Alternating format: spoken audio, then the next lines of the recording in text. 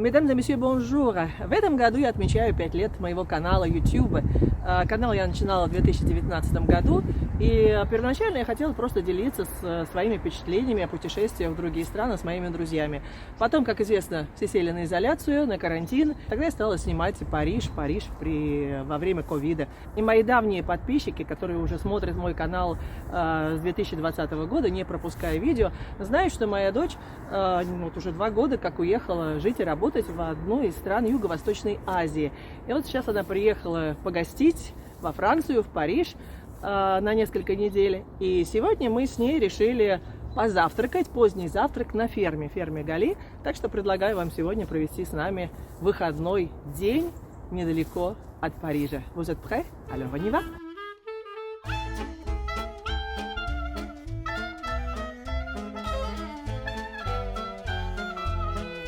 В 40 километрах от Парижа и в 10 километрах от Версаля находится вот эта огромная ферма Гали на 60 гектарах. Здесь выращивают овощи и фрукты. И здесь любой желающий может прийти, сорвать все, что он хочет. И при выходе ты платишь. Вот здесь сразу цены же указаны.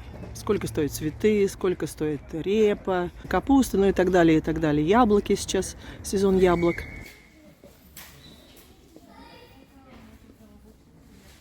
На ферме можно купить и тыквы. Тыква, сколько она здесь стоит? 2,80 килограмм. Так что, ну, стоит нам купить тыкву домой. Картошечки купим. Пусто стоит 3,25 одна штука. 3 евро 25 сантим. Если вы не хотите собирать яблоки, то вы можете просто купить вот здесь уже собранные. Отличный выбор яблок. Вот это декоративные. Евро 25 одна штучка стоит. Тыквы. А это тыквы для Хэллоуина. Хэллоуин. Сколько стоит? 6,50 одна штука. Можно из нее вырезать скульптурку. Вот. Здесь указатели, куда идти за цветами, за салатом, за перцами и так далее. Теплицы. И вот здесь еще можно собрать томат, помидоры. 4 евро килограмм. Очень вкусные, кстати, эти томаты. Это, конечно, намного вкуснее, чем те, что ты покупаешь в магазине. Это действительно вкус томата, а не травы.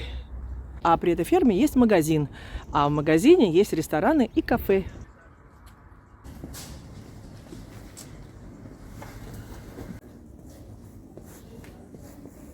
Начинается магазин вот с такой замечательной галереей цветов. Великолепные орхидеи, цикламены. Блинный в этом магазине открывается только в 10 часов утра. И у нас есть время полюбоваться растениями и цветами этого магазина. И в этом магазине изумительный цветочный ковер осенних цветов. Хризантемы. Посмотрите, какие там красивые хризантемы. Скоро они появятся в парижских парках. Кстати, у меня есть видео «Париж в ноябре», где я подробно рассказываю о хризантемах. Смотрите по ссылке это видео. Еще здесь есть курятник. Кур можно купить. Они продаются. Ой, смотри, какая интересная вот эта вот. Ждут зернышек. Здесь есть вся информация. Галюс. Сколько лет живет, какие его размеры, сколько весит. Кок фермье. Петух фермерский. 35 евро. Цыпа. Вот этот ресторанчик, который находится прямо в магазине ферма. Очень симпатичный декор, кстати, мне очень нравится. И мы пришли первые. Блинный открывается в 11 утра. В этой блинной на ферме можно купить галет саразан, выбрать галет с яйцом, с ветчиной, с сыром. Галет комплет возьмем, да? 12 евро это стоит. Посмотрите, какой красивый блинчик. Галет у саразан. То есть это блин, сделанный из муки гречневой. Попробуем. Бон аппетит. Бон аппетит. Вот это тесто с начинкой. Здесь ветчина, здесь сыр и яйцо. Ну, как тебе блинчик? Да, вкусный? Очень вкусно. Тесто очень вкусное. Очень вкусный, да? Угу. Не зря приехали, правда? Нет, правильно сделали, что приехали. Угу. Как тебе оказаться во Франции опять? Хорошо, Софи плезет. Как тебе блинчики понравились? Очень вкусно. Очень вкусно, да. Мы уже второй раз здесь. Вкусно, да. И решили вернуться только ради этих блинов на эту ферму, потому что действительно очень вкусно готовят блины. После вкусного завтрака продолжим нашу прогулку в Версальском парке. Версальский парк находится от фермы Гали, наверное, в 7 километров, проехать 10 минут. И наше любимое место – это ферма Марии Антуанетты. Версальский парк огромный, территория его 850 гектар. До Большого дворца нужно пройти примерно 2 километра. Но мы не пойдем к Большому дворцу, а мы останемся вот здесь, в английском пейзажном парке Большого и Малого Трианона и деревни Марии Антуанетты. Первые осенние краски. Очень красиво. А если вы приедете в Версаль, после того, как смотрели Большой дворец и сады Большого дворца, вы можете прийти сюда. Либо прийти пешком, либо приехать на паровозиках. И вы доезжаете до Большого Малого Трианона, нужно купить билет на посещение Большого Трианона, дворца Малого Трианона и деревни Марии Антуанетты. А также вы можете еще взять гольф-машину на прокат и приехать до Малого Трианона вот на гольф-машине, как эти туристы. Здесь рядом с Малым Трианоном есть кафе «Анжелина».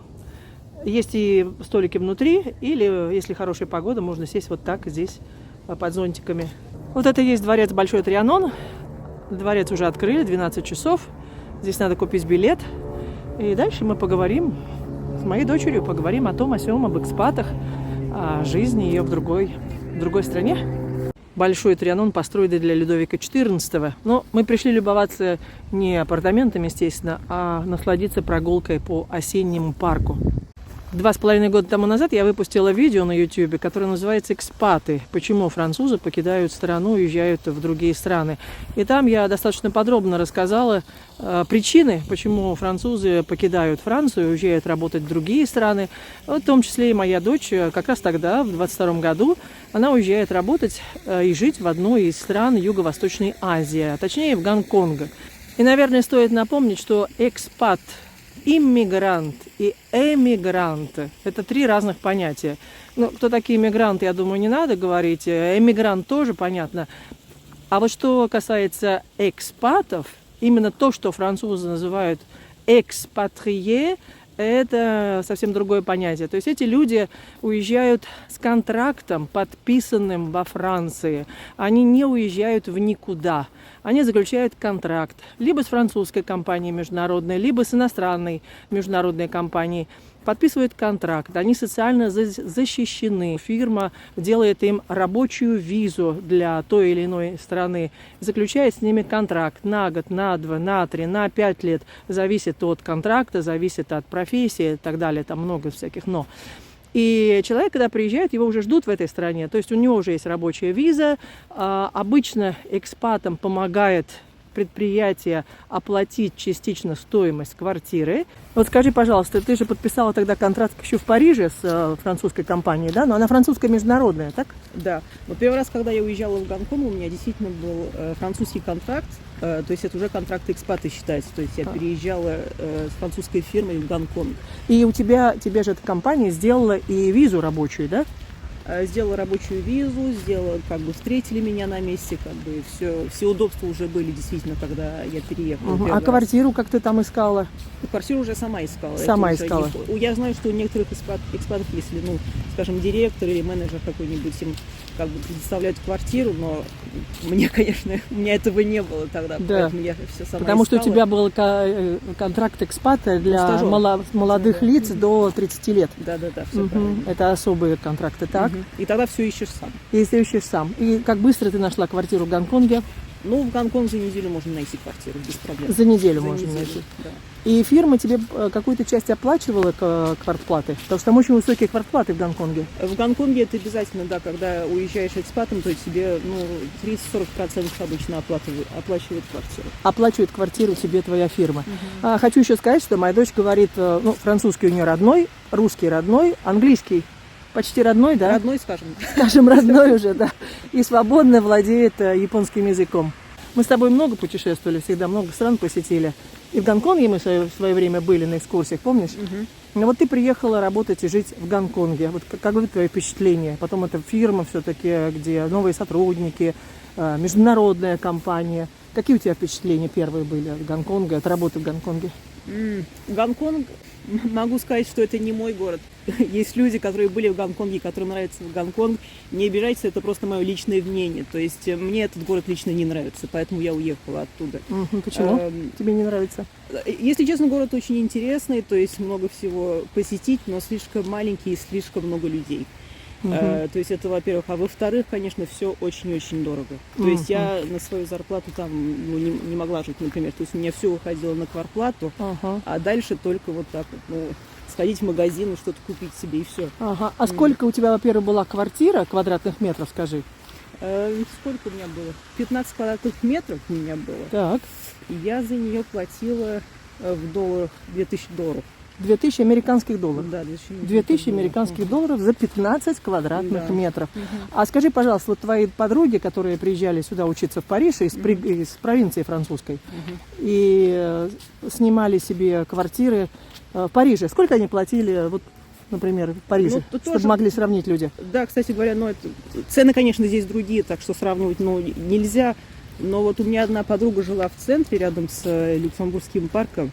У нее было тоже 15 квадратных метров, но она платила 800 евро. 800 евро. Сколько долларов, это не знаю, может быть, $1000, если я хорошо помню. Да. Вот. Так что ты все-таки намного дешевле, чем в Гонконге, да? Ну да, но здесь зарплаты тоже другие. И зарплаты другие. Сравнивать, знаете, я думаю, что не стоит все-таки, да? Да. Сравнивать эти две страны, это другие зарплаты, это другие квартплаты, это другой уровень жизни совершенно. Конечно. Да. И как тебе в новая работа, новый коллектив? Достаточно быстро ты вписалась в этот коллектив? Конечно, ты приехала уже с опытом работы, понятно, но все-таки все равно это новая была фирма. Все равно в этой фирме уже было много французов. То есть для меня это, как бы не шок, потому что я сама выросла во Франции. И все, даже люди, которые были не французы, там были итальянцы, из Бразилии были коллеги, из Гонконга, конечно, были коллеги. И все любят путешествовать, все интересуются разными культурами, разными странами. И так как я тоже, мне было, легко. Легко общаться с ними, да? Общаться, конечно. Ага, интересно.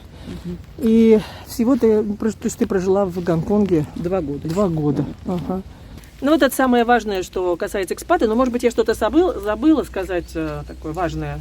Но я думаю, самое важное, что надо понять как бы об экспатах, это то, что если мы с тобой, например, говорили про Гонконг, если вы французский экспат и уезжаете в Гонконг, то вы там будете работать французским контрактом и будете платить свои налоги во Франции.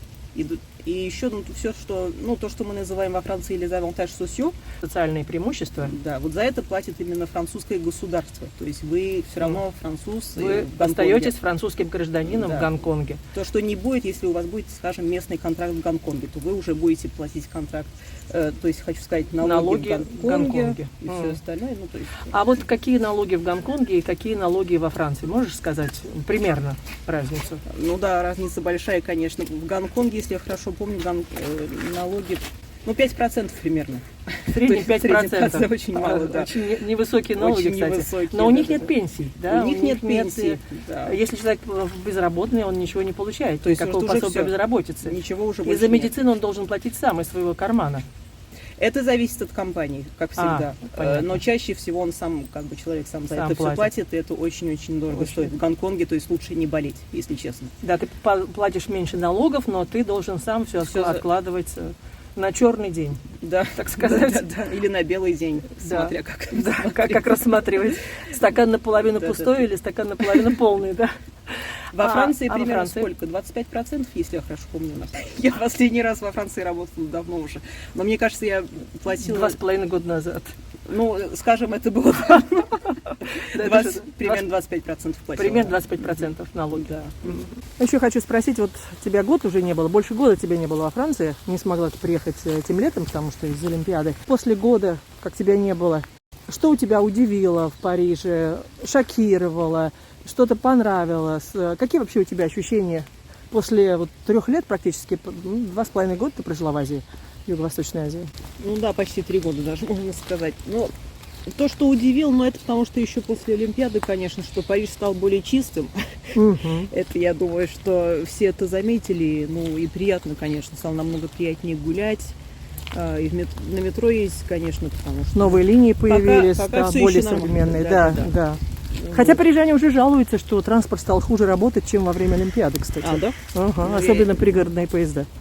Ну, действительно, да, я первый день вернулась, когда сюда уже были проблемы с метро, так что это может быть правда, да. Но пока, если честно, ничего меня не шокировало. Все нравится, и это все равно... В общем-то, ты рада опять приехать во Францию, да? Конечно, это все же мой дом, как и твоя родная страна. Моя родная страна, да. Поэтому это всегда приятно вернуться, даже если на короткое время. Французская кухня. Ты была рада опять попробовать французскую кухню? Ну, да, конечно, не совсем французская кухня, больше французские продукты. То есть сыр и, конечно, овощи и фрукты, потому что в Японии вкусные овощи и фрукты, но очень дорогие. И вкус, конечно, немножко другой, потому что в Японии все равно много импорта из Китая, из других стран. И если, например, покупать помидоры особенно, или, не знаю, огурцы, например, такие, ну, овощи нормальные, то есть вкус немножко другой, честно сказать. То есть вот я сейчас во Франции поела и помидоры, и там разные овощи, и, конечно, вкус настоящий. Настоящие помидоры, настоящего огурца. Ага. Вот, и это приятно, конечно. А каких продуктов французских тебе не хватает в Японии, скажем, чтобы ты хотела вот в Японии поесть именно французское? В Японии, конечно, все есть, то есть, ну, можно купить, если потратить деньги. Дорого. Но это дорого, поэтому если сыр я, конечно, не покупаю, или, скажем, йогурты. Французские, конечно, тоже там нет. Ну, то есть но очень дорогие. Есть, но дорого. Вот, поэтому здесь их всегда приятно поесть. А выпечка? Хлеб французский, круассаны? Тут уже ничего не могу сказать, потому что японцы, конечно, очень вкусный хлеб пекут. Тем более, очень многие японцы ездили учиться во Францию для именно вот учиться как печь вкусный хлеб. Ага. И в Японии можно найти действительно вкусную выпечку, и уже недорого. Да? Ну, еще один вопрос о безопасности. Вот как ты безопасно себя чувствуешь в Японии или в Париже? Япония действительно очень безопасная страна. И Гонконг тоже очень безопасный город, если сравнивать с Парижем. Я не хочу говорить про Францию, потому что Париж и Франция – это разные вещи. Но в Париже, то есть, я не всегда себя лично чувствую как девушка безопасно. То есть я знаю, что я хожу здесь в юбке, и мне будут делать замечания, что-то надела юбку. Это бывает. То есть это, конечно, это реальность Парижа. Вот. И этого, конечно, никогда не будет в Японии, и в Гонконге за 2 года никогда у меня не было проблем с безопасностью. С безопасностью. И потом там везде видеокамеры. Да. В Париже пока видеокамер очень мало. Да. Ну, еще и замечание, это не самое худшее, что может здесь, к сожалению, произойти. Да, потому что происходят вещи и похуже. И похуже, да. Увы. Тогда мы здесь закончим видео. И если вдруг у моих подписчиков будут к тебе вопросы, ты бы смогла на них ответить? Надеюсь, что смогу. Если будут вопросы, я попытаюсь ответить. Я выберу вопросы, которые чаще всего задают, и самые интересные вопросы, так что вы можете писать в комментариях под этим видео ваши вопросы, или ВКонтакте пишите вопросы, или в Инстаграме. И я выберу тогда самые интересные вопросы, и моя дочь постарается ответить на ваши вопросы. Спасибо, что были с нами, и до новых встреч на канале о Франции не только. Пока!